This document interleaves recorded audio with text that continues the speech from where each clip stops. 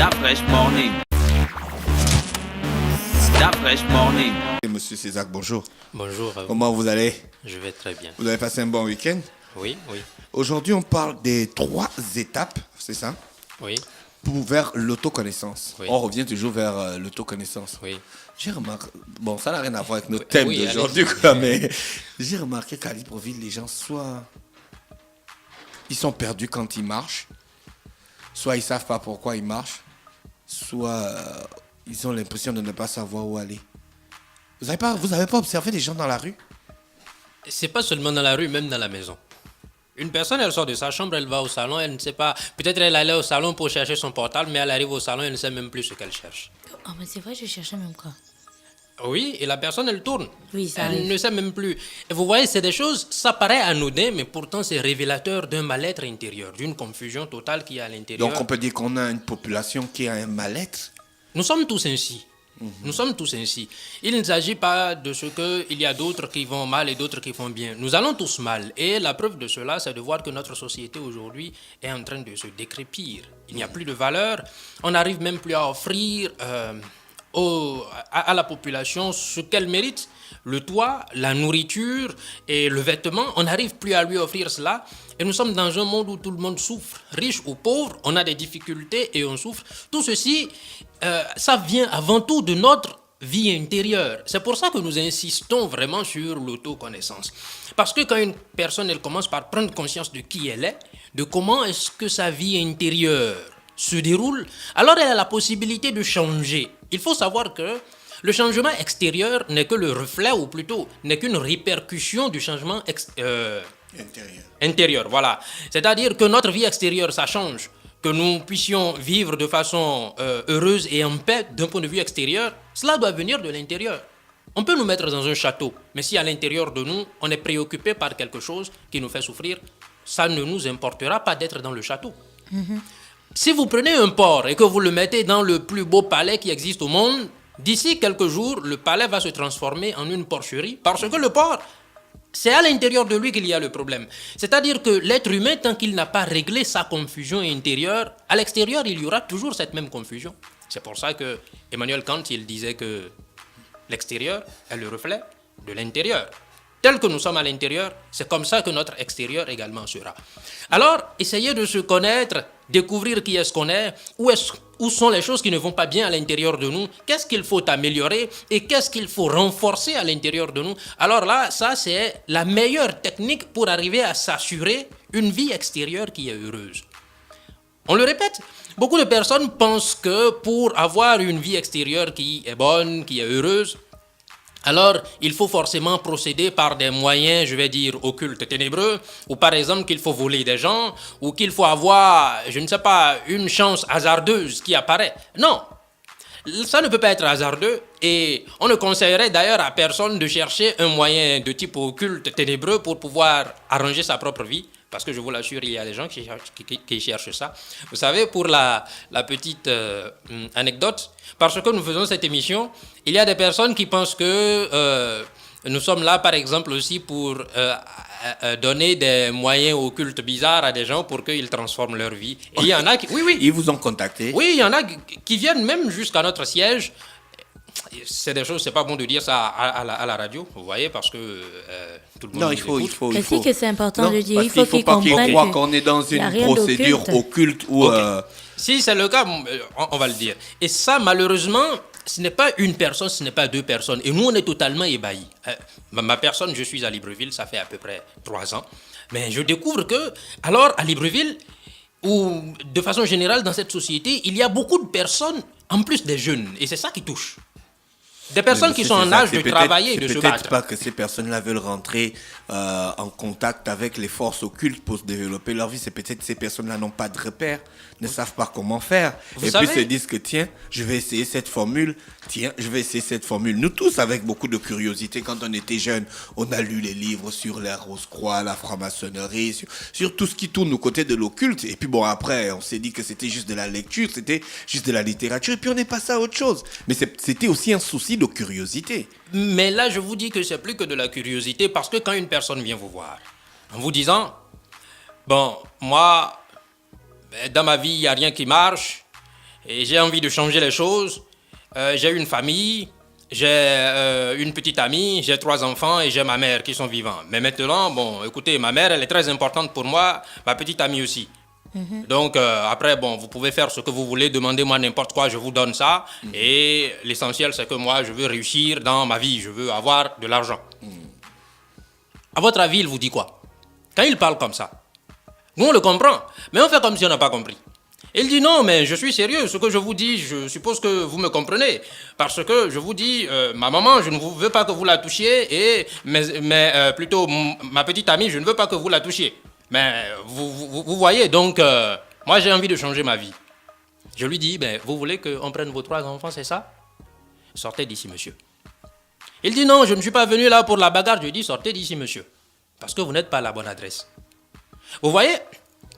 C'est ainsi parce que malheureusement, les personnes pensent, ou je ne sais pas s'ils l'ont entendu quelque part, mais pensent qu'il est possible pour eux, en empruntant un certain type de moyens, aussi ténébreux que cela soit, d'améliorer sa vie. Mais cela n'est pas le bon moyen. Cela n'est pas du tout le bon moyen parce que chaque chose qu'on fait, on le paye inévitablement. Vous n'êtes pas Dieu pour dire à quelqu'un que ce n'est pas ça le bon moyen. Dites que ce moyen-là, je ne le pratique pas. Non, je vous dirai. Chacun a sa manière de voir ces choses. Vous savez, on ne peut pas, on va dire, justifier le délit. Je vous assure que cela n'est pas le bon moyen. Il y a d'autres moyens de réussir dans la vie. En se transformant intérieurement. Mais tout le monde n'a pas les capacités Comment de se se transformer transformer intérieurement. parce Il qu'ils faut ont avoir le l'impression courage, que vous voyez, se on va en trans- parler. C'est pour ça qu'on est là, de parler de cette fameuse transformation intérieure. C'est pour ça qu'on est là. Mais il faut que la personne en arrive d'abord à la conclusion. Que franchement, cela ne vaut pas la peine de passer par un moyen aussi négatif. Pourquoi? Parce qu'elle va se faire du mal elle-même sans s'en rendre compte. Une fois sur cette émission, on a parlé de la loi de cause à effet. Vous êtes sûr que si vous aujourd'hui, vous décidez par vous-même de prendre la vie de quelqu'un, pour une raison ou pour une autre, vous pensez que cela pourra être gratuit? Non, ça ne peut pas être gratuit. Mettez-vous déjà à la place de celui dont vous avez pris la vie en vous demandant, et si à vous on le faisait? Ça vous plairait? Ça ne vous plaira pas. Et si ça ne vous plaira pas, alors vous ne pouvez pas décider ainsi parce que vous avez envie d'avoir une voiture, une maison, ou avoir une vie plus ou moins, je vais dire, heureuse. De faire ça, en plus que ça, vous n'êtes pas sûr que ça vous rende heureux.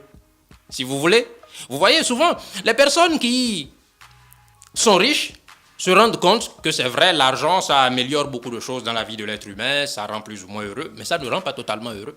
Parce que malgré qu'on ait l'argent, on peut toujours avoir des difficultés. Ces personnes le savent. Mais quand une personne n'a pas encore expérimenté la richesse, elle pense que si elle a tout de suite tout l'argent du monde, tous ses problèmes seraient réglés. Mais pourtant, ce n'est pas ça. Il faut que nous arrivions à comprendre que le vrai bonheur, c'est avant tout quelque chose qui sera intérieur. On l'a dit, si on vous met dans un château, mais que dans ce château, vous ne pouvez pas être en paix, alors à quoi ça sert d'être dans le château?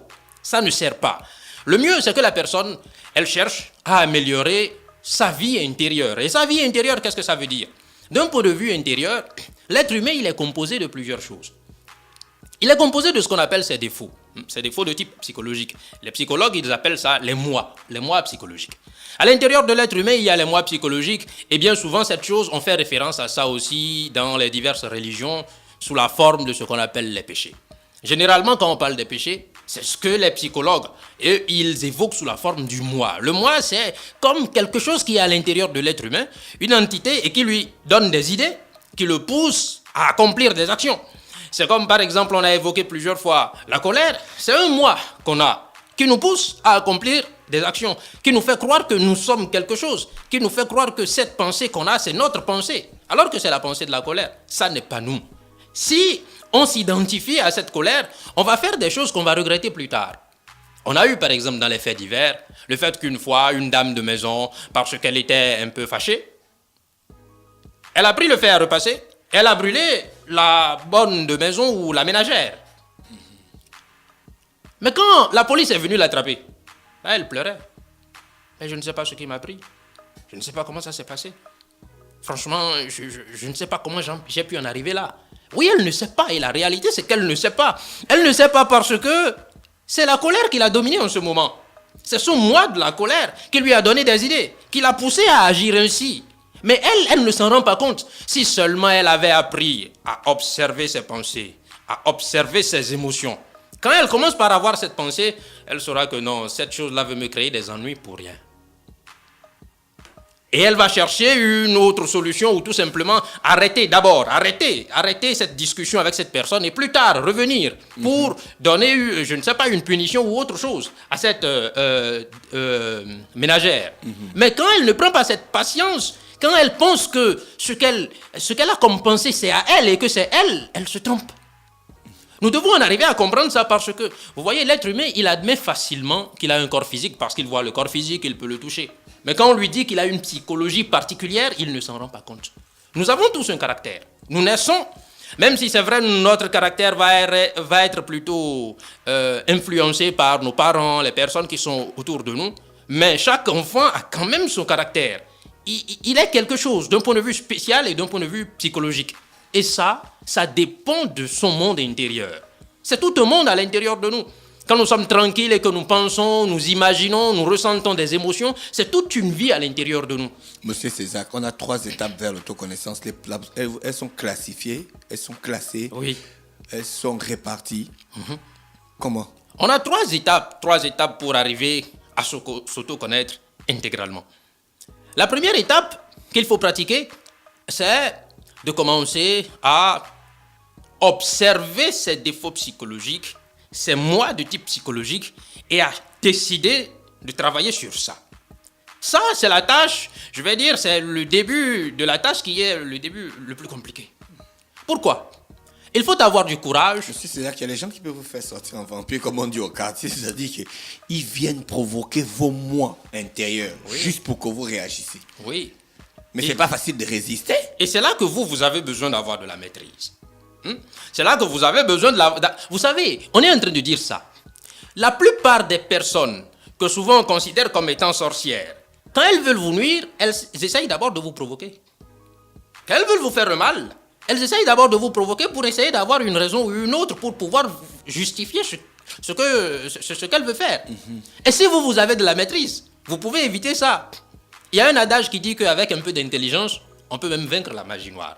Avec un peu d'intelligence. Mais la question des gens, c'est ça, justement, monsieur Césac. Lorsque quelqu'un vous agresse, il faut avoir de la maîtrise. Vous avez bien dit, les êtres humains sont conscients qu'ils ont un corps physique parce qu'ils peuvent le toucher. Mais leur intelligence qu'ils n'arrivent pas à toucher, ils vont pas s'en rendre compte à palper. Voilà.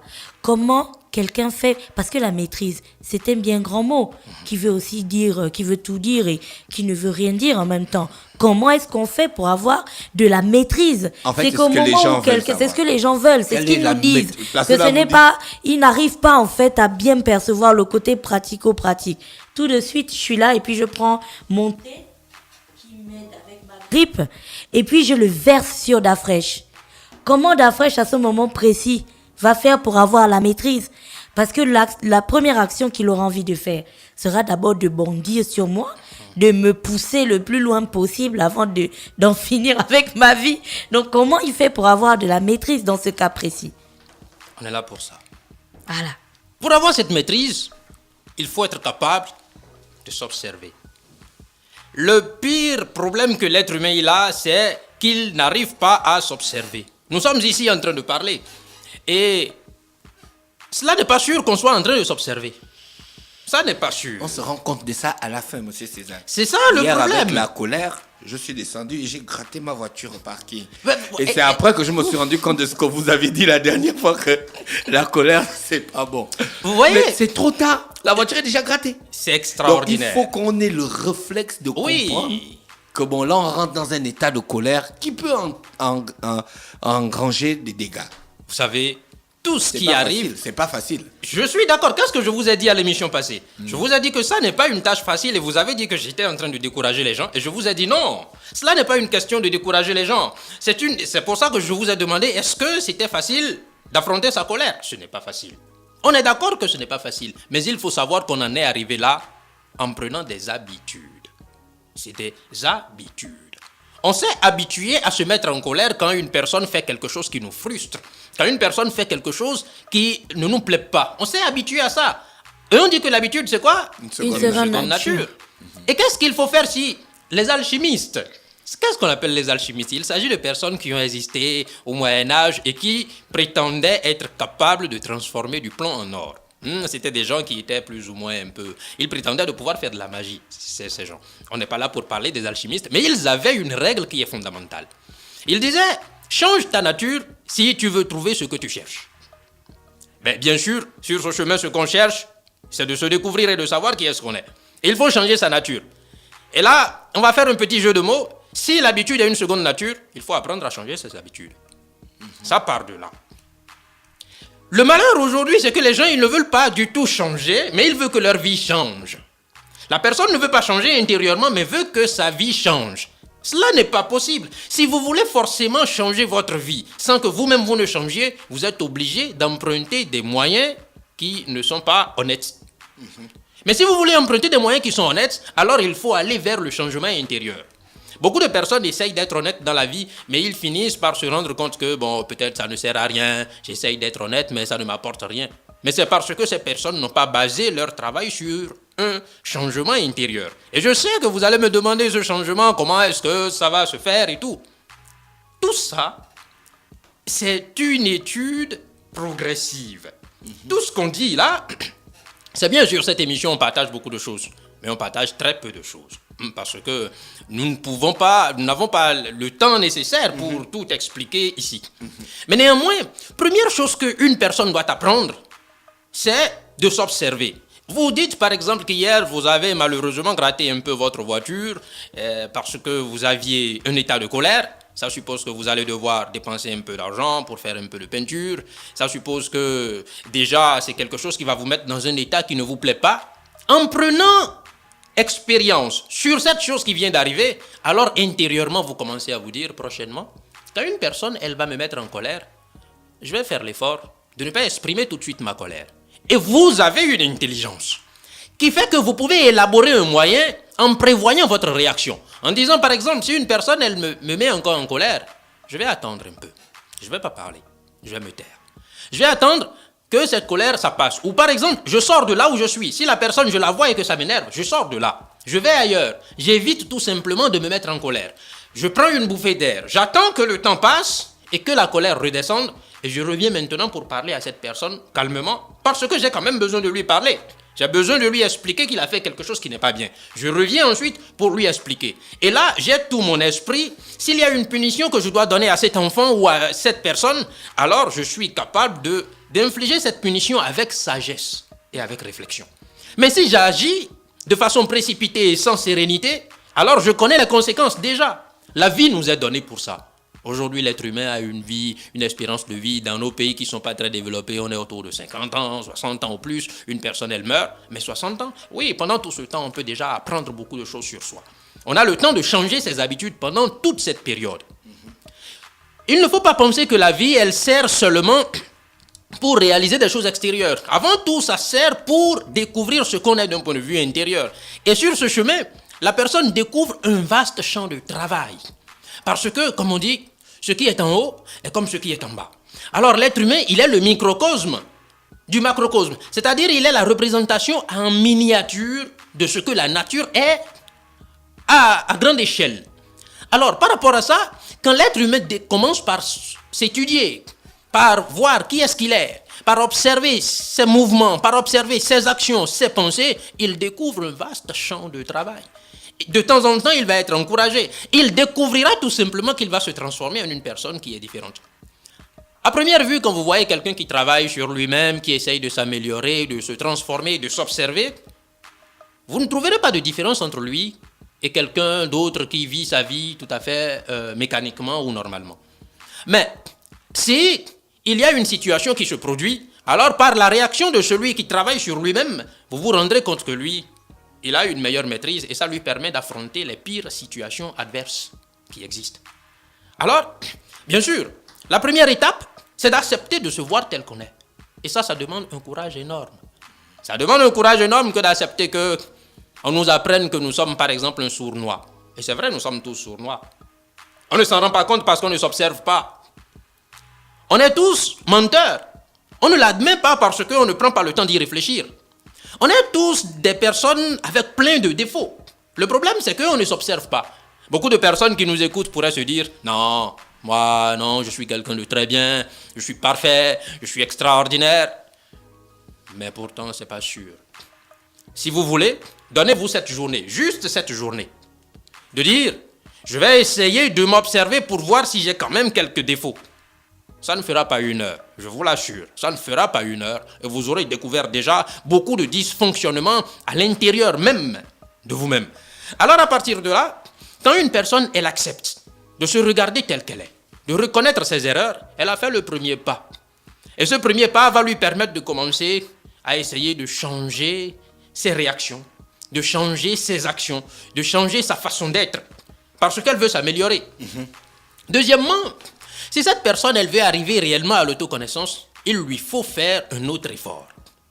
Ça peut paraître bizarre et les gens vont se demander, mais quel rapport? Mais ça a un grand rapport. Il faut que cette personne qui a envie d'aller vers l'autoconnaissance, elle change, ou plutôt qu'elle mette de l'ordre dans la façon dont elle utilise sa sexualité. Je reviens encore sur ça. Il faut qu'elle mette de l'ordre dans la façon d'utiliser sa sexualité parce que dans la façon dont se comporte une personne d'un point de vue sexuel, il y a le reflet de tout ce qu'il est. Absolument tout ce qu'il est. S'il est menteur, s'il est voleur, s'il est gentil, s'il est attentionné, tout ça on le voit dans la façon dont il utilise la sexualité. S'il est sincère, s'il est franc, s'il est fidèle, tout ça on le voit dans la façon dont il utilise sa sexualité. Si la personne elle-même, elle commence par observer la façon dont elle utilise sa vie sexuelle, elle se rendra compte de qui est-ce qu'elle est et de ce qu'il y a à changer. Nous avons le temps de changer. En plus, quand nous sommes en train de parler de la sexualité, il faut voir que l'être humain, qu'est-ce qu'il est? Posons-nous un peu cette question. C'est quoi l'être humain? Si on veut observer, on veut se demander c'est quoi l'être humain. Si on cherche ce que nous sommes, nous allons voir nos parents. Nous allons voir nos parents dans un acte sexuel, c'est tout. Nos parents, au travers d'un acte sexuel, ils ont libéré pour l'homme un spermatozoïde et pour la dame l'ovule. Ces deux choses-là se sont unies. Ça a formé ce que les biologistes ils appellent un zygote, un œuf. Ça a commencé à se transformer. La division cellulaire a commencé. Et petit à petit, quelque chose est apparu comme la tête. La moelle épinière a commencé par se forger. Les cellules se sont mises en place. Le cœur est arrivé jusqu'à ce que ça devienne un être humain. Et c'est cet être humain qui est sorti du ventre maternel et qui a continué à grandir jusqu'à ce que nous soyons ce que nous sommes. Notre origine se trouve dans la sexualité. Si nous voulons nous transformer, nous devons faire attention à la façon dont nous utilisons notre sexualité. Nous avons le droit de nous marier. Nous avons le droit de vivre avec une personne et de vivre notre vie sexuelle de façon correcte. Mais il faut que ça soit quand même ordonné. Il faut faire attention à ça. Sinon, nos efforts pour la transformation intérieure vont se transformer en des échecs. Monsieur César, le séminaire, c'est quand? Oui, effectivement, que nous allons faire un séminaire. Il est déjà proche, c'est le samedi. Samedi le 14, le 15. Exactement. À la Chambre de commerce. Exactement. Pour parler d'astrologie. Oui, on va parler d'astrologie. On va parler de... Voilà, et là, on a eu quelques commentaires de personnes qui nous disent que l'astrologie, c'est diabolique, c'est interdit par Dieu et tout ça. Bon, on les comprend dans leur façon de dire, mais voici. Chaque personne, on vient de dire qu'elle a un caractère et un monde psychologique propre. Et à cause du caractère que nous avons, et le caractère que l'autre personne a, c'est ça qui fait que bien souvent on ne s'entend pas et qu'on a des difficultés. Chaque personne peut être définie, décrite. On peut faire tout son portrait en connaissant son signe astrologique. D'accord. Son caractère, sa façon d'être. De sorte que si seulement on connaît le signe astrologique de notre conjoint, par exemple, ou de notre conjointe, on prévoit déjà le genre de personne que c'est. On sait comment cette personne va réagir parce que ces réactions sont de type mécanique. Et comme on le sait, on sait comment vivre avec la personne pour être heureux. Ce sera à quelle heure le samedi? À 14h? Oui, ça sera à partir de 14h, ça durera de 14h jusqu'à 17h. D'accord. Monsieur César, on va se retrouver la semaine prochaine pour parler des autres étapes de l'autoconnaissance. Parce qu'aujourd'hui, on n'a pu utiliser qu'une seule étape. La semaine prochaine, on va parler des autres étapes. De toutes les manières, vous êtes toujours avec nous. On vous souhaite de passer une bonne journée à l'écoute des programmes d'Urban FM. C'est moi qui vous remercie.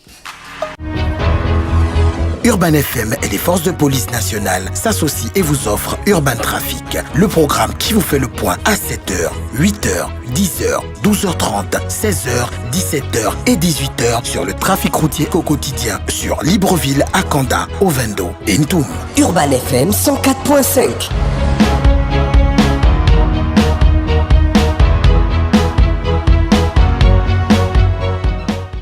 Urban FM 104.5, la station urbaine. Vous écoutez Urban FM 104.5, la station urbaine. Urban FM, première radio chez les jeunes.